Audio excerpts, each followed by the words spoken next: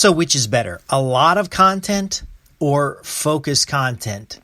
I'm Justin Hitt with Ad Briefing's Copywriting Tips. Let's answer a question that your clients may have about content creation and that you need to focus on in order to generate more leads from content.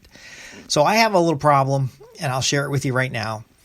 I have hundreds of marketing campaigns in various stages of implementation, various stages of measurement.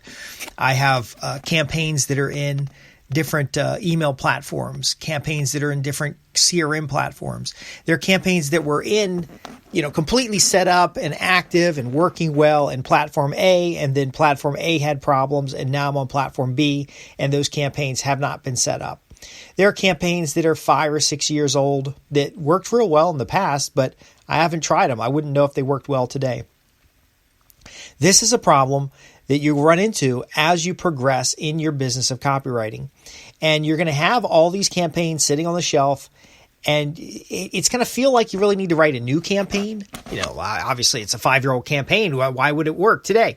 Well, if you've got the fundamentals of copywriting right, if you're focused on the same audience, then there's no reason why that campaign can't continue. You have to resist the desire to create new stuff. You don't need another article. In fact, I purposely have a little serial number in front of each of my campaigns. So you'll see these little numbers like 001, in1127B. This is how I'm organizing stuff on my system here. Well, that 001 is the first message in a series or the first article in a series. And when that number gets 999, then I've got to stop. Okay, because if I get 999 articles or pieces of material and I haven't yet turned this into a report or a book, I've made a mistake. I've gone too far without any outcome. If I've written 999 articles and they're not generating and consistently producing revenue. You see these people with blogs out there and they've got 20 or 2,000 articles and they get the same result. The search engines don't work in the way they used to, where they would just send to any content. They want context. They want interlinking. They want a lot of other things other than just a blog post. You may even have broken links on your site. You may have a campaign that stops too short or a campaign that goes too long. Really, it's better to focus on one campaign, get it up and running, get it working, and then move on to something else. So I have campaigns based on topics. So this topic would be your partially testing, partially content marketing, and the topic would specifically be about what do you do, creating volume or creating quality? Well, I'm here to tell you that 100 good quality articles on your website are more than enough to generate leads. 2 landing pages are more than enough to start a test. 1 product niche or specific area of market is enough to get going. Once you get that one thing up and running, test it and going, let's say it starts generating consistent leads at a fair price, then you start that next thing to test against the first thing. So you're really building your copywriting business one brick at a time.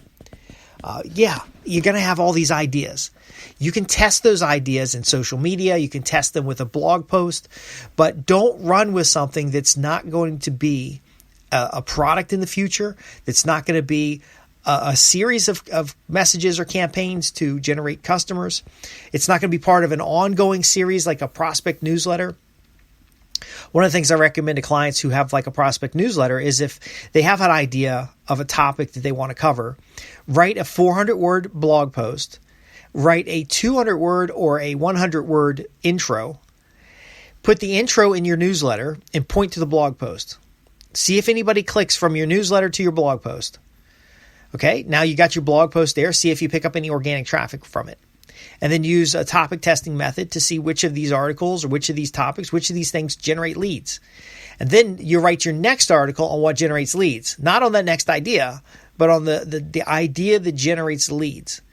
And I know this makes copywriting boring sometimes, but really get excited about the results, because when you do this, your next test will produce half or twice as much value as your first topic. And you'll start building a library of controls of things that work rather than just new content.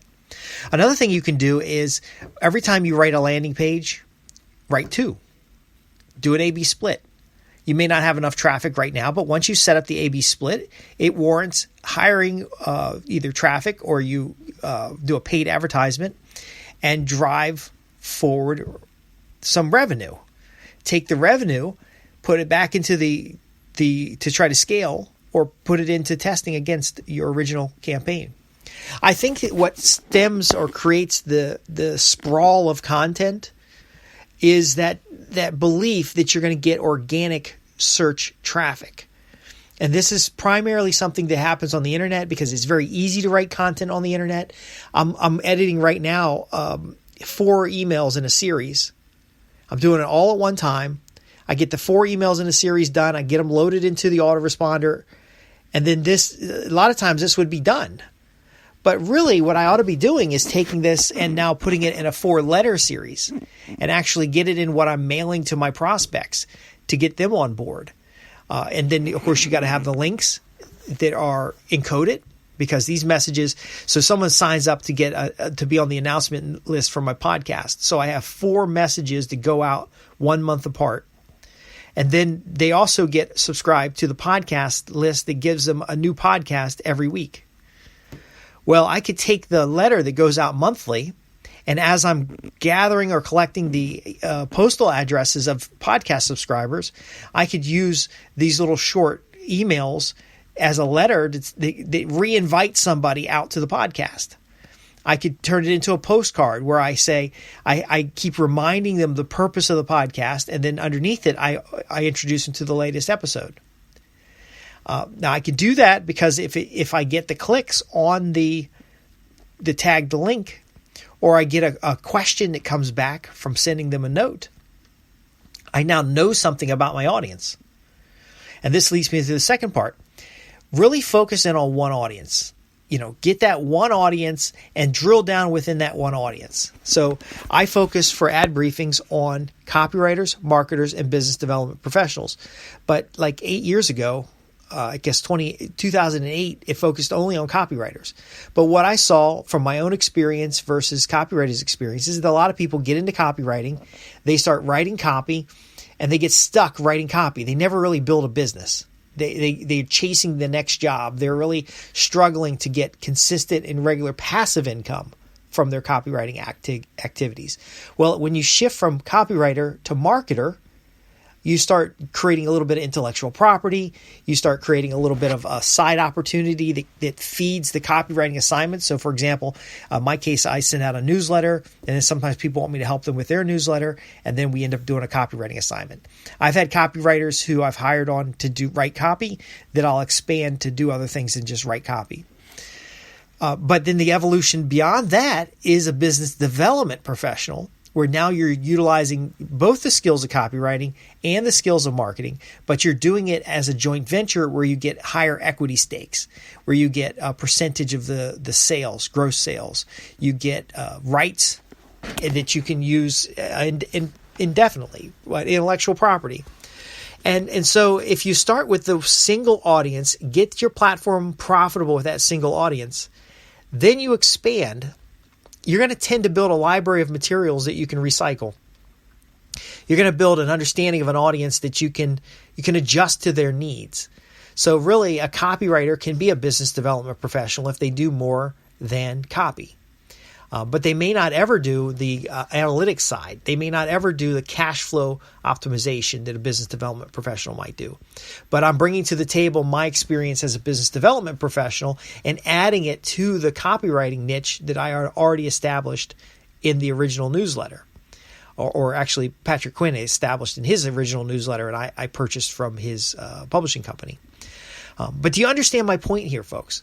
Do you see how, while it's exciting to spread out and cover a lot of topics and to kind of bounce around a bit, it's more profitable to focus in on a single audience, to focus in on a narrow scope of topics, and to drive them into a lead generation campaign that helps you measure which topics are most valuable, and then ultimately be able to make offers to individuals to generate revenue that can be reinvested in the writing activity or reinvested in the campaigns. And ultimately, We're building a business here, not just creating a bunch of copy. I'm going to leave you with one tip that's going to transform your ability to look at your newsletter, to create the content that generates leads, to help clients focus in on get better results from every word you write. And it's this. If you're going to generate leads, write your sales letter first. Write your sales letter describing what they're going to get in your periodic, whether it's a newsletter, whether it's a series of messages you're going to send out. Write that sales letter pitching exactly what they're going to get. What are the benefits? What are the topics that are going to be covered? What's the details? This is your editorial plan, because you're going to deliver on that promise. But first, you're going to take that sales letter and you're going to write 2 lead generation pieces from the sales letter to generate leads of the type of people who would benefit from this particular sales letter. Then you're going to write 4 to 5 content pieces fulfilling the promises of that sales letter. Now, this is very important. You've got a specific audience, you've got a specific offer or benefit to that audience, and then you're limiting yourself to 4 or 5 pieces. Okay, so you're going to have an introductory piece that reconfirms their commitment to join through the subscriber page. You're going to have something that expands the topic about why it's so important to them. You might have a message that sets up future topics by talking about the problems that they face. And then finally, you have some sort of solution and call to action, something to do. Now, smart copywriters and people who have been with me for a while will recognize that we just set up an information product.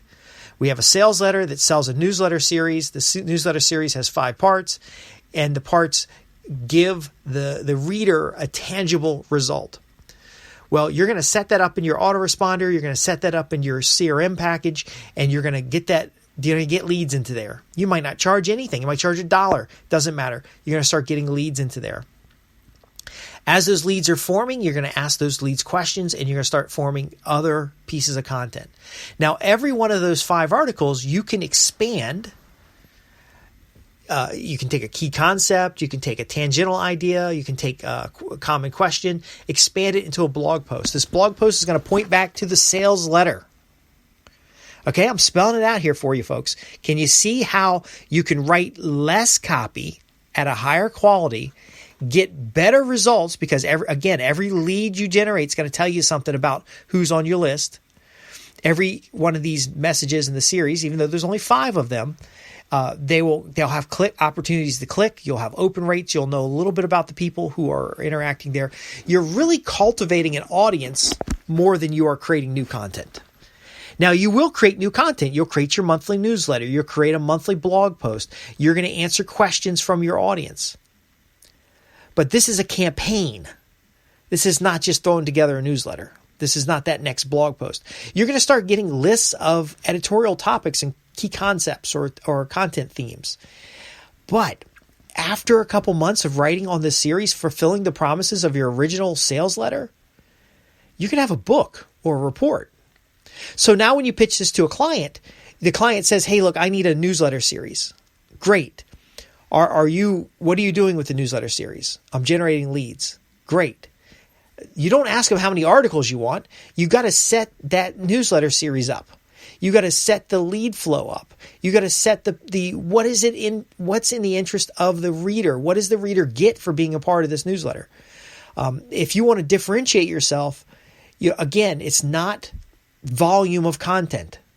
You might feel like you get paid for a volume of content, but a client, or in your own situation, when you start seeing those leads and you start understanding that audience and you start getting a more narrow focus, you're going to be able to make offers that generate revenue.